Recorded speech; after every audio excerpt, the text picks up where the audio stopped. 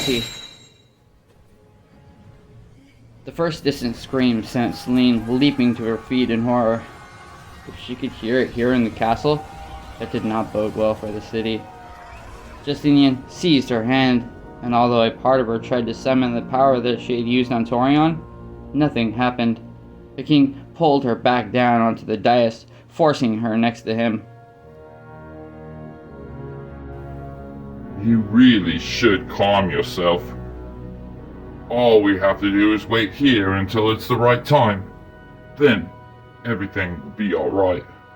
You'll see. Alright? But your majesty, what about the people? What about all those people who suffer? What about all those innocent deaths? For a moment, the uncertain Justinian that she recalled suddenly reappeared. His head shook. He quickly glanced to the side where the specter of Cornelius drifted. Cornelius, who spoke not his own words of wisdom, but the tainted words of Caribidas. There was more whispering. Again, nothing that the Lady Nasardo could understand. The anxiety swiftly left Justinian's face. Exhaling, he looked at Celine. Now you see. You even had me worked up for a moment. Just as I told you, it'll be alright. Father said so, and he knows. He always knows. Celine had tried to explain the truth about the late king's ghost, but Justinian had not believed her. Nevertheless, she tried a second time. Your majesty, I believe you when you say that it is your honored father. I do.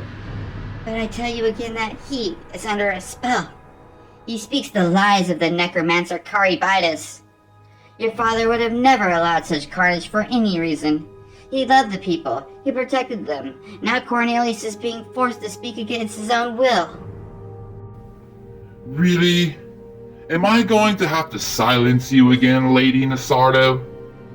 You know how fond I am of you, but to speak against my father so?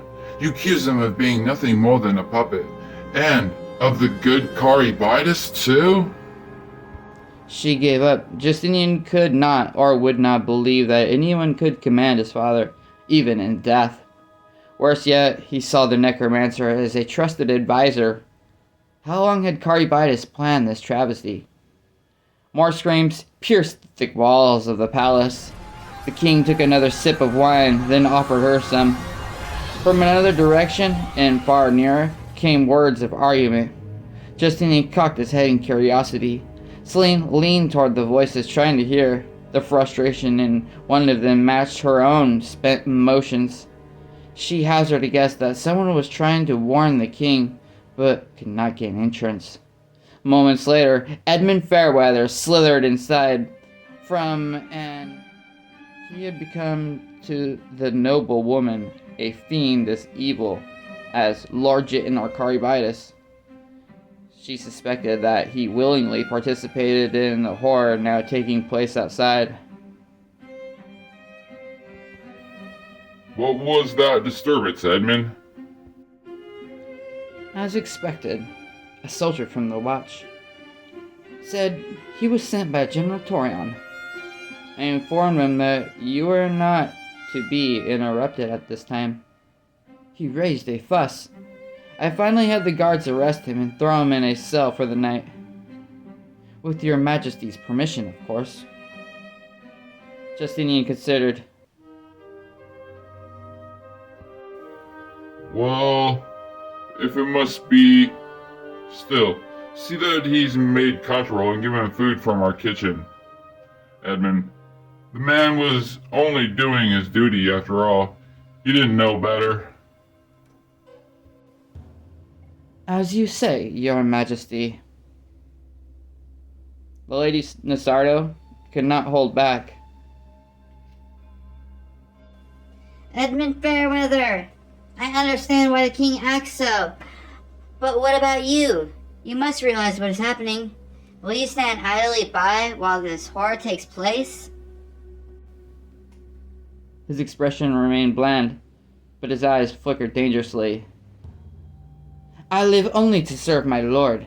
He commands, I obey.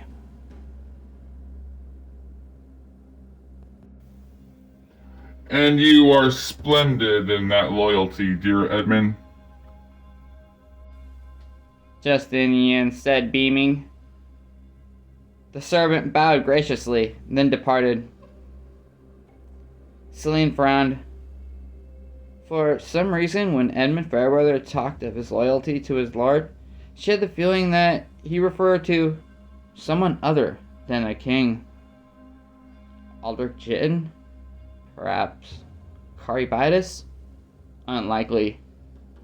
She could not see Edmund so devoted to a necromancer. She grimaced. She was getting nowhere worrying about such things. Celine had to act. But how? When she had wanted to leave, Justinian had prevented her with ease. He seemed to be able to wield magic, while her own powers, granted, often unpredictable anyway, now appeared to be failing her utterly. She was certain that it was something the king was doing. But what? Ever aware that the shadow of Cornelius listened to all, Celine said, I mean to ask before, Your Majesty, is such skill with magic something that's run through your family? I've heard no legends. As the noblewoman had hoped, Justinian was quite willing to talk about himself to her. Perhaps he even thought that she had begun to have interest in him. She did not like toying with the king, but saw no other choice. No, nothing of the sort. This is really something of my own. A special gift I received. His hand started to rise to his throat, where for the first time Celine noticed a black chain. Whatever the chain held lay atop his chest. Would you care to... Celine heard the sudden whisper that cut the king off and had no doubt what it concerned. Verifying her suspicions, Justinian quickly shifted his hand to his cheek. He pretended that he had always been his intention to merely scratch his face as he continued. I believe, that is, that I'm the first to display the talent. Perhaps on my mother's side. She was descended from royal blood from Luke Ghislaine. You know, all sorts of mystical things go on there, I'm told. That's where it traces from. Yes. Justinian looked quite pleased at what was of her very unconvincing explanation. Celine nodded as if she believed him, but her thoughts stayed fixed on the chain and what hung from it. Whatever it was, the noblewoman believed it to be not only the source of the king's new abilities, but the loss of her own. More cries arose. They were now nearly constant. Her hand trembling, she said, Your Majesty, I believe I would like some wine after all. But of course. The king reached up to the table and took a second goblet. He filled it, then turned it to her. As he did, Celine reached for the goblet. Their hands collided, sending the cup and its contents spilling over the floor. Justinian instinctively grabbed for the fallen goblet. Lunging, the Lady Nasaro seized the chain and tore it free. What? Was all the young monarch could manage before Celine tugged away the object under his shirt. The noblewoman immediately pulled it out of his reach. The object dangled from her hand was a triangular bronze medallion upon which had been engraved an eye surrounded by what appeared to be teeth. The medallion radiated the same kind of dark energies that Celine felt whenever she had journeyed through the old dungeons of her home. Clearly, this artifact had not been created with good intentions in mind. Give me that. Snapped Justinian, grabbing for Celine. I need it. His arms closed on her, and suddenly, Celine stood behind him. How she had suddenly gotten there, even she did not understand. But Justinian whirled, his face now frantic. More and more he resembled the son of Cornelius as she had known him, afraid and uncertain. You'll ruin everything. It was planned so well. He lunged for Celine a second time. She vanished from one location, appeared in another, this time near the door. However, now Celine saw that the medallion had momentarily flashed when she had desired to be away from Justinian. In fact, she also felt the magic flowing through her once again. The medallion, it seemed, was a complex creation. For Justinian, who truly had little or no inherent ability of magic, it gave him just enough to make him think himself invisible. Unfortunately, against the powers unleashed by Caribitis and Alder Jinn, Justinian's skills would prove quite laughable. However, for one, the latent power, such as herself, apparently the medallion could do much more. It enhanced her abilities to the point where she could focus her spells as never before, which meant that she might at last be able to do something, but only if she fled the palace. Hands seized her from behind in a vice-like grip. She felt hot breath upon her neck and heard Edmund Fairweather's foul voice say, "And what do you think you do, my lady?" Justinian clapped his hands. Praise be that you're here. Edmund, she took the medallion. So I see, your majesty. In whispered words for Celine alone, he added, "But my lord Estraga will not allow this." Pressing her against his chest with one hand, he pulled the other back. The king looked panicked again.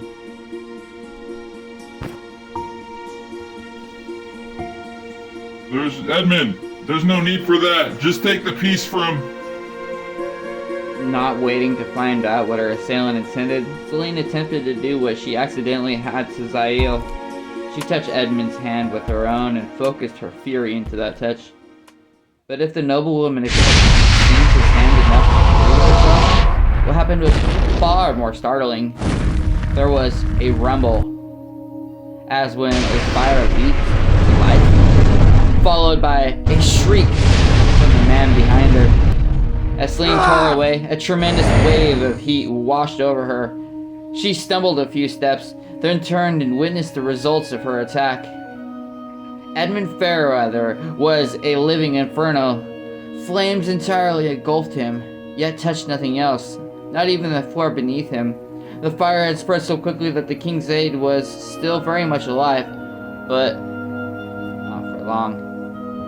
Continuing to scream, Edmund dropped something. To Celine's horror, it was a dagger very much akin to the one with which Lord Jin had intended to sacrifice her. "My lord Estraga," Edmund had whispered. That the spider's influence reached as far stunned her. How long had Edmund served the demon? Yet, what mattered most was that he'd serve no more. The treacherous aide took 2 steps toward her, then, with a feeble groan, fell. The eager flames continued to consume his twitching form, yet the carpet underneath was not even sooty. With a choking sound, Justinian fell back onto the throne. He sat there, just shaking his head over and over.